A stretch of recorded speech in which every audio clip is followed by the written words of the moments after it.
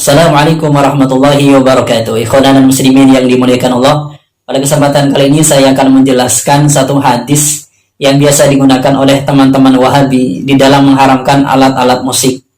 Yaitu hadis yang diceritakan oleh Abu Malik Al-Asy'ari, la yakunanna min ummati aqwamun yastahilluna al-hira wal harira wal khamra wal ma'azifa. Akan ada sebagian dari umatku satu kaum yang menghalalkan hira. Hira itu kalau saya lihat di beberapa redaksi atau beberapa riwayat itu ada perbedaan. Ada yang mengatakan hira, ada yang mengatakan al-khazzah, ada yang mengatakan al-harra. Artinya itu al-farju. Artinya akan ada dari umatku yang akan menghalalkan zina, akan menghalalkan sutra, yang akan menghalalkan khamar dan ma'azif. Apa ma'azif itu? Ma'azif itu kalau kita lihat dari beberapa redaksi syarah hadis itu memang ada perbedaan pendapat ulama di dalam menafsiri al-ma'azif. Salah satunya di dalam kitab Fathul Bari Ibnu Hajar Al-Asqalani yang mensyarih kitab Sahih Bukhari. Di sini beliau mengatakan bahwasanya ma'azif itu jam'u min mi'zafatin. Artinya ma'azif itu bentuk jamak dari mufrad mi'zafatin. Artinya alatul malahi. Itu alat-alat yang mensia-siakan. Artinya ini alat malahi. Wa naqala al-Qurtubi anil Jauhariyyi annal ma'azif al-ghina. Al-Qurtubi mengutip dari Al-Jauhari mengatakan bahwasanya ma'azif itu ghina. Kemudian juga mengatakan qil wa qila aswatul malahi. Dikatakan qil ini aswatul malahi, bukan alatnya tapi aswatul malahi, suara dari alat-alat malahi. Wa fi hawashi dimyati al-ma'azif ad-dufuf wa ghayruha. Ada yang mengatakan ma'azif itu adalah ad-dufuf, yaitu rebana dan yang lainnya.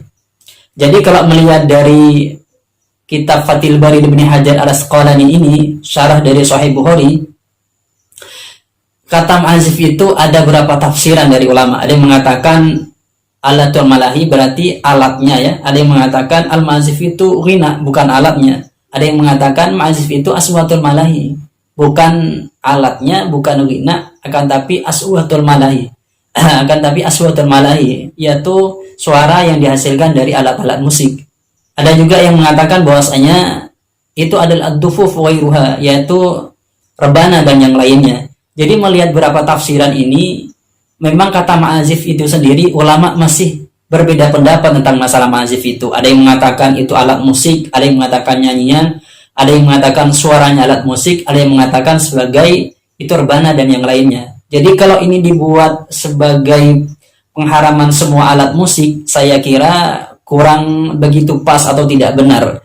Karena Ibnu Hajar Al-Asqalani yang mensyarih kitab Sahih Bukhari mengatakan bahwasanya memang secara tafsiran ulama mengenai lafaz al-ma'azif itu berbeda-beda. Jadi kalau diarahkan ke satu titik maka itu kurang benar. Kalau diarahkan seperti misalnya mengucapkan begini, kata ma'azif ini mengikuti pendapat ulama yang mengatakan tafsiran itu ada alatul malahi, berarti yang dimaksud yang menghalalkan di sana adalah alat-alat malahi. Atau ketika misalnya berpendapat kepada ulama yang lain maka nanti artinya akan berbeda. Jika mengatakan seperti itu maka itu lebih benar atau lebih pas. Kemudian kalau dengan hadis itu mengatakan bahwasanya semua alat-alat musik itu disepakati tidak boleh oleh kalangan ulama, tabi'in dan para sahabat, saya kira ustadz-ustadz Wahabi ini kurang baca. Karena kalau kita lihat dalam kitab Afiqul Islami wa Adillatuhu karangannya Wahbah Az-Zuhaili, di sana ternyata kita lihat memang ada dua kelompok ulama dalam menyikapi alat-alat musik ini. Beliau mengatakan bahwasanya qala al-Izzu Ibnu Abdissalam ammal auduh wal alatu al-ma'rufatu zawatul awtari karrababati wal qununi fal masyhuru min al-madzahib al-arba'ati anna ad-darba bihi wa sama'ahu haramun. Katanya beliau di sini mengutip pendapatnya Ibnu Abdissalam bahwasanya alat-alat musik itu gampangnya begitu ya. Alat-alat musik itu seperti yang mempunyai senar seperti robabah itu yang sepakat atau yang aso ya, yang masyhur di kalangan empat madhab bahwasanya memainkannya dan mendengarkannya itu diharamkan. Jadi yang masyhur di kalangan empat madhab memainkannya dan mendengarkannya itu diharamkan. Ini yang masyhur di kalangan empat madhab. Wal asohu annahu minas sawairi, dan yang asoh itu termasuk dosa kecil bukan dosa besar. Jadi menurut Ibnu Abdissalam memang yang masyhur dari kalangan 4 madhab itu alat-alat musik tadi itu diharamkan memainkannya dan mendengarkannya. Akan tetapi di sini beliau mengutip juga Wahbah Az-Zuhaili ini, wa dhahabat ta'ifatun minas sahabati wat tabi'ina wa minal la'immatil mujtahidina ila jawazihi. Dan ada sebagian kelompok dari sahabat, dari tabi'in, dan daripada a'immatul mujtahidin, para ulama mujtahidin mengatakan bahwasanya alat-alat tersebut diperbolehkan. Jadi memang kalau kita lihat di dalam kitab Al-Fiqhul Islami wa Adillatuhu karangannya Wahbah Az-Zuhaili ini, memang secara umum ulama itu berbeda pendapat di dalam menyikapi zatiyah daripada alat musik. Ini mengatakan hukum asal ya. Hukum asal dari alat musik itu ulama ada 2 pendapat. Ada yang mengatakan boleh, ada yang mengatakan haram. Tapi kalau nanti misalnya ada hukum arid, perlu diingat oleh teman-teman ya, di dalam hukum syariat itu tidak hanya ada hukum asal, tapi ada hukum arid namanya. Hukum arid itu ada faktor eksternal, bahasanya seperti itu.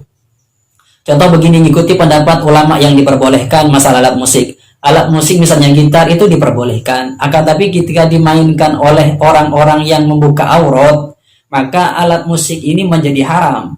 Haramnya bukan karena alat musiknya, akan tetapi karena orang yang memainkannya. Jadi alat musik ini diharamkan bukan zatiyah dari alat musiknya, akan tetapi faktor eksternalnya atau hukum aridnya. Ikuti pendapat ulama yang memperbolehkan alat musik. Jadi alat musik ini memang faktor arid juga berpengaruh di dalam menghukumi alat musik ini. Jadi memang secara umum ulama di dalam menyikapi alat musik ini memang ada 2 pendapat, ada yang memperbolehkan, ada yang mengharamkan di luar faktor arid seperti yang saya contohkan tadi. Kemudian ada hadis yang biasa digunakan oleh teman-teman Wahabi untuk mengharamkan semua nyanyian, yaitu hadis yang diceritakan oleh Siti Aisyah radhiyallahu taala anha. Qalat dakhala alayya Abu Bakrin wa indi jariyatani min jawaril ansari tuwanniyani bima taqalat bihil ansaru yawma bu'asa. Kata Sayyidatina Aisyah radhiyallahu taala anha, masuk kepadaku Abu Bakar. Abu Bakar ini merupakan ayah dari Siti Aisyah radhiyallahu taala anha. Berarti beliau ini adalah mertua dari Nabi Muhammad sallallahu alaihi wasallam. Masuk ke rumahnya Siti Aisyah radhiyallahu taala anha. Kemudian ternyata Sayyidina Aisyah ini sedang bersama 2 budak dari golongan Ansor yang bernyanyi untuk Sayyidatina Aisyah radhiyallahu taala anha. Kemudian Siti Aisyah berkata, qalat walaysata bimughanniyataini. Tidaklah mereka ini adalah penyanyi. Kalau bahasa kita ini mereka bisa bernyanyi akan tapi bukan penyanyi terkenal, bahasanya seperti itu. Faqala Abu Bakar, kemudian Abu Bakar berkata, "Bimazmuri syaitani fi baiti Rasulillah sallallahu alaihi wasallam." Apakah di rumahnya Nabi ini ada mazmuri syaitan? Mazmuri syaitan itu nyanyian syaitan. Apakah di rumahnya Nabi ini ada nyanyian syaitan? Wa dzalika fi yaumi 'aidin. Faqala Rasulullah sallallahu alaihi wasallam, "Ya Abu Bakr, inna likulli qaumin 'aidan wa hadza 'iduna." Ketika mengatakan seperti itu, Sayyidina Abu Bakar kan kebetulan di tempat itu ada Nabi Muhammad sallallahu alaihi wasallam. Kemudian Nabi menjawab, "Ya Abu Bakrin, inna likulli qaumin 'aidan wa hadza 'iduna." Wahai Abu Bakar, setiap kaum itu mempunyai hari raya dan ini hari raya kami. Dari hadis ini kalau teman-teman Wahabi menyimpulkan bahwasanya bernyanyi itu diharamkan karena titik tekannya mereka pada lafaz abi mazmuri syaitan, nyanyian syaitan seperti itu. Itu titik tekannya teman-teman Wahabi. Akan tetapi kalau kita perhatikan di dalam redaksi hadis itu secara muntun ya, ketika Abu Bakar mengatakan abi mazmuri syaitan, Nabi Muhammad SAW kan menegur Sayyidina Abu Bakar dengan mengatakan, "Ya Abu Bakrin, inna likulli qaumin 'aidan wa hadza 'iduna." Seperti itu teguran Nabi Muhammad SAW kepada Sayyidina Abu Bakar. Akan tetapi dari hadis ini ulama menyimpulkan seperti yang dikatakan oleh Imam Nawawi dalam kitab Syarh Nawawi ala Muslim, ternyata berbeda dengan apa yang dipahami oleh teman-teman Wahabi. Teman-teman Wahabi dengan hadis ini menyimpulkan bahwasanya semua nyanyian itu diharamkan, dalam artian tidak diperbolehkan. Ternyata Imam Nawawi berbeda dengan apa yang dipahami oleh teman-teman Wahabi ini. Beliau mengatakan, واختلف العلماء في الغناء فباحه جماعة من أهل الحجاز وهي رواية عن مالك. Katanya beliau, ulama berbeda pendapat tentang masalah ghina ini. Ada yang perbolehkan, yaitu sekelompok dari Ahlul Hijaz yang diriwayatkan oleh Imam Malik. Jadi ada sekelompok ulama yang memperbolehkan ghina. Kemudian waharamahu Abu Hanifah wa Ahlul Iraq. Kemudian Imam Abi Hanifah dan Ahlul Iraq itu mengharamkan ghina. Wa madhabu Syafi'i karahatuhu wa huwa al-masyhur min madhhabi Malikin. Kemudian Imam Syafi'i memakruhkan ghina, dan makruh hukum makruh ghina ini masyhur di kalangan madhab Malikiyah. Dan orang-orang yang memperbolehkan dan ulama-ulama yang memperbolehkan hukum ghina ini wahtajjal mujawizuna bihadzal hadisi, dan ulama-ulama yang memperbolehkan terhadap hukum ghina ini memakai berhujjah dengan hadis ini. Jadi kalau melihat di dalam kitab Syarhun Nawawi ala Muslim ini memang menyikapi hukum ghina itu memang ulama ada 3 pendapat. Ada yang mengatakan memperbolehkan, ada yang mengatakan itu diharamkan, ada yang menyatakan itu dimakruhkan. Jadi kalau melihat 3 pendapat ini, kalau ada di teman-teman kita, teman-teman Wahabi menyatakan bahwasanya dengan hadis ini mengharamkan ghina atau nyanyian secara mutlak, saya kira teman-teman Wahabi ini kurang baca. Kemudian kalau ada nalar atau misalnya pendapat atau istilahnya atau pertanyaan semacam ini, kan kalau makruh di kalangan imam mujtahid atau imam madhab itu kan larinya kepada yang diharamkan. Berarti makruh menurut imam madhab itu bukan makruh lagi, akan tapi diharamkan. Pertanyaan hal yang semacam ini menurut saya berangkat dari teman-teman ini kurang baca.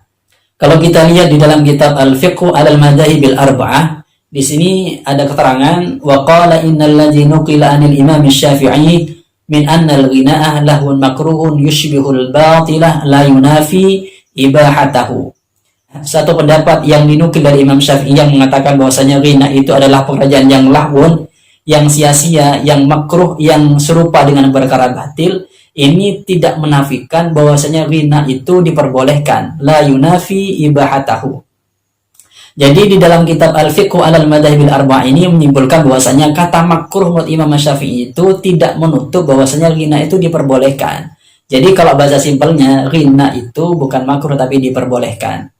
Jadi melihat rincian ini, bahasan ini, jadi kalau teman-teman Wahabi menyatakan dengan hadis yang dari Abu Malik Al-Asy'ari, la yakunanna min ummati aqwamun yastahilluna al-hira wal harira wal khamra wal ma'azifah, menyatakan bahwasanya semua musik itu diharamkan secara mutlak, maka teman-teman Wahabi ini kurang baca. Juga ketika teman-teman Wahabi ini mengharamkan ghina atau bernyanyi secara mutlak dengan memakai hadis dari Siti Aisyah radhiyallahu taala anha, teman-teman Wahabi ini juga kurang baca. Karena kalau kita lihat dari keterangan tadi memang ulama itu ada beda pendapat.